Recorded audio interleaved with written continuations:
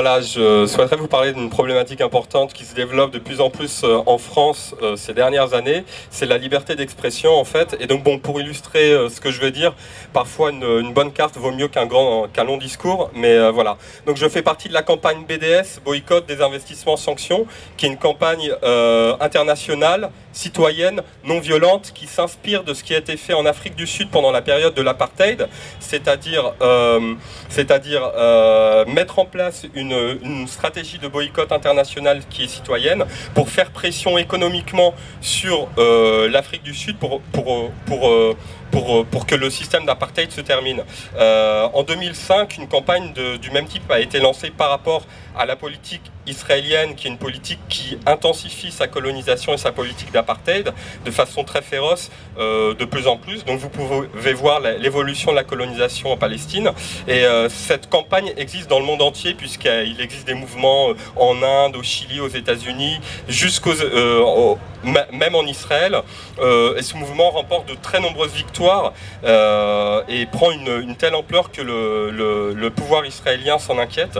Et donc, mais pour en revenir à la France, en fait, l'extrême particularité de la France, c'est que ici, contrairement à tous les autres pays où est présente la campagne, c'est que ici, on est poursuivi en justice. Il y a une criminalisation du mouvement. On essaie d'étouffer la parole du mouvement.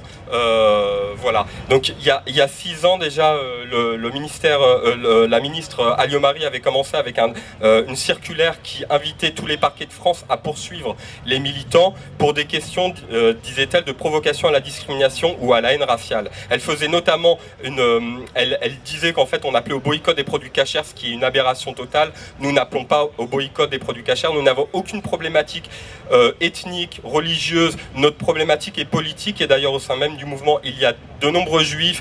Le mouvement est présent en Israël, donc surtout bon, la confusion toujours qu'on souhaite faire entre sionisme, antisionisme, je me sens surveillé, entre antisionisme et antisémitisme est insupportable.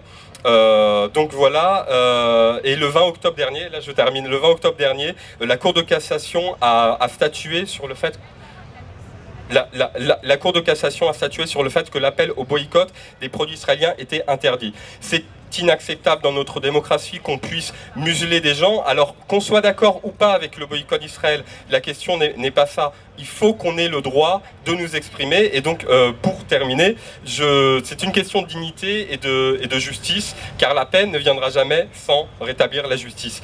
Et donc voilà, dernière chose, j'ai vraiment terminé. Donc j'en appelle à pourquoi pas créer une commission, soit sur la liberté d'expression et ou sur la Palestine, qui pourrait s'appeler Palestine toujours debout, Palestine toujours debout. Voilà, merci.